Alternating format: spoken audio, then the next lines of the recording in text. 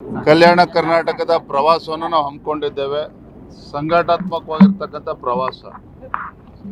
ಇನ್ನು ರಾಜ್ಯಾದ್ಯಂತ SIR ಮತದಾರ ಪಟ್ಟಿಯ ಪರಿಷ್ಕರಣೆ ನಡೀತಾ ಇದೆ ಮತ್ತು ಸಂಘಟನಾತ್ಮಕವಾಗಿರ್ತಕ್ಕಂಥ ವಿಚಾರಗಳು ಎಲ್ಲವನ್ನೂ ಕೂಡ ಚರ್ಚೆ ಮಾಡಬೇಕು ಅಂತೇಳಿ ಬೀದರ್, ಗುಲ್ಬರ್ಗ, ಯಾದಗಿರಿ, ರಾಯಚೂರು, ಕೊಪ್ಪಳ ಈ ಜಿಲ್ಲೆಗಳ ಪ್ರವಾಸವನ್ನು ಹಮ್ಮಿಕೊಂಡಿದ್ದೇವೆ.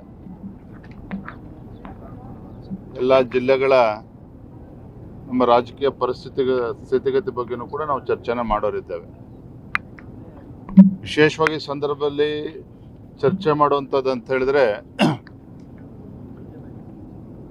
ಬೀದರ್ ಇರ್ಬೋದು, ರಾಯಚೂರು ಇರ್ಬೋದು, ಗುಲ್ಬರ್ಗ, ಯಾದಗಿರಿ ಜಿಲ್ಲೆಗಳಿರ್ಬೋದು. 12% ಅಷ್ಟು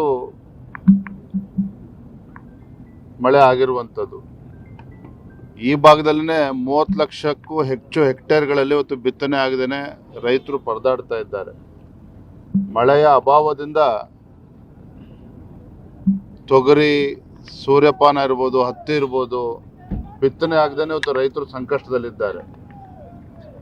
ಮಾನ್ಯ ಮುಖ್ಯಮಂತ್ರಿಗಳು ಮೊನ್ನೆ ದಿನ ಬಸವ ಕಲ್ಯಾಣಕ್ಕೂ ಕೂಡ ಭೇಟಿಯನ್ನು ನೀಡಿದ್ರು.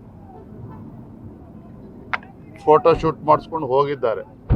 ನಾನು ರಾಜ್ಯದ ಮುಖ್ಯಮಂತ್ರಿಗಳಲ್ಲಿ ನಾನು ವಿನಂತಿ ಮಾಡ್ತೇನೆ, ವಿಶೇಷವಾಗಿ ಉತ್ತರ ಕರ್ನಾಟಕದ ರೈತರು, ಕಲ್ಯಾಣ ಕರ್ನಾಟಕದ ರೈತರು ಸಂಕಷ್ಟದಲ್ಲಿರುವಂಥ ಸಂದರ್ಭದಲ್ಲಿ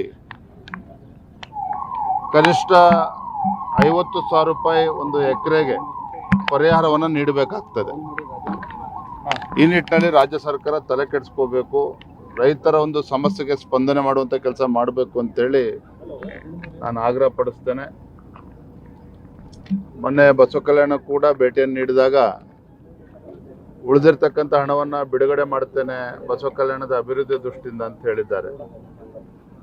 ಅನುಭವ ಮಂಟಪಕ್ಕೆ ತಮ್ಮೆಲ್ಲರೂ ಕೂಡ ನೆನಪಿದೆ, ಹಿಂದೆ ಭಾಜಪ ಸರ್ಕಾರ ಇದ್ದಾಗ ಸನ್ಮಾನ್ಯ BS ಯಡಿಯೂರಪ್ಪನವರು ಬಹಳ ಮುತುವರ್ಜಿ ವಹಿಸಿ 100 ಕೋಟಿ ರೂಪಾಯಿಗಳನ್ನು ತತ್ಕ್ಷಣ ಬಿಡುಗಡೆ ಮಾಡಿ, 200 ಕೋಟಿ ರೂಪಾಯಿಗಳನ್ನು ತತ್ಕ್ಷಣ ಬಿಡುಗಡೆ ಮಾಡಿ ಸುಮಾರು 500 ಕೋಟಿ ರೂಪಾಯಿ ಅಷ್ಟು ಒಂದು ಪ್ರಾಜೆಕ್ಟ್ ಆಗಿರುವಂಥದ್ದು. ಆದರೆ ಯಾಕೋ ಏನೋ ಕಳೆದ 3 ವರ್ಷದಲ್ಲಿ ರಾಜ್ಯದ ಕಾಂಗ್ರೆಸ್ ಸರ್ಕಾರ ಇದ್ರ ಬಗ್ಗೆ ತಲೆ ಕೆಡಿಸ್ಕೊಳ್ಳಿಲ್ಲ. ಈ ಭಾಗದ ಜನರು ಒತ್ತಾಯ ಮಾಡಿದಾಗಲೂ ಕೂಡ ಅದ್ರ ಬಗ್ಗೆ ಏನು ಚಕಾರವೂ ಕೂಡ ಎತ್ತಿಲ್ಲ. ಅದು ಈಗ ಮಾನ್ಯ ಮುಖ್ಯಮಂತ್ರಿಗಳು ಅದ್ರ ಬಗ್ಗೆ ಚರ್ಚೆ ಮಾಡಿದ್ದಾರೆ. ಇವರ ನೇತೃತ್ವದಲ್ಲಾದರೂ ಕೂಡ ತತ್ಕ್ಷಣ ಹಣ ಬಿಡುಗಡೆ ಮಾಡಿ ಏನೇನು ಕೆಲಸಗಳು ಆಗಬೇಕು ಅದ್ರ ಕಡೆ ಗಮನ ಹರಿಸ್ಬೇಕು ಅಂತೇಳಿ ತಮ್ಮ ಮುಖೇನ ನಾನು ವಿನಂತಿ ಮಾಡ್ತಾ ಇದ್ದೇನೆ. ರಾಜ್ಯ ಬಿಜೆಪಿಯಲ್ಲಿ ಏನು ಸರಿ ಇಲ್ಲ ಅಂತ ಪದೇ ಪ್ರೂವ್ ಆಗ್ತಾ ಇದೆ. ಅದೇ ವಿಷಯದಲ್ಲಿ ಬೀದರ್ನಲ್ಲೂ ಕೂಡ ಸರ್ ಈಗ ಚುನಾವಣೆ ಬರ್ತಾ ಇದೆ, ಜಿಲ್ಲಾ ಪಂಚಾಯತ್, ತಾಲೂಕು ಪಂಚಾಯತ್, ಯಾವ ರೀತಿ ಇದಕ್ಕೊಂದು ಫುಲ್ ಸ್ಟಾಪ್ ಇಡ್ತೀರಿ? ಮತ್ತೆ ಪದೇ ಇದನ್ನ ಈಗ ಅಡ್ಡಮತದಾನ ವಿಚಾರ ಆಗಿರ್ಬೋದು, ಪ್ರತಿಯೊಂದು ಎಲ್ಲ ಆಂತರಿಕ ಬೇಗುದಿ ಆಗಿರ್ಬೋದು ಸರ್, ಯಾವ ರೀತಿ ಇದನ್ನು ಬಗೆಹರಿಸ್ತೀರಿ ಅಂತ, ಮತ್ತೆ ಏನು ಕ್ರಮ ಕೈಗೊಳ್ಳೋದಾಗಿದೆ?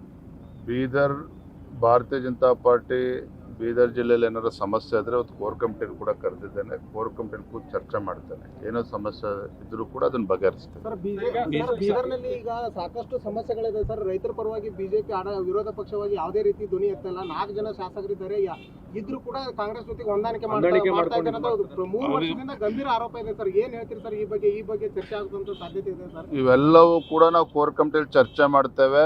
ಆ ರೀತಿ ಪ್ರಶ್ನೆನೇ ಇಲ್ಲ. ನಮ್ದು ಯಾವುದೇ ಶಾಸಕರು ಕಾಂಗ್ರೆಸ್ ಜೊತೆ ಹೊಂದಾಣಿಕೆ ಮತ್ತೊಂದು ಪ್ರಶ್ನೆ ಇಲ್ಲ.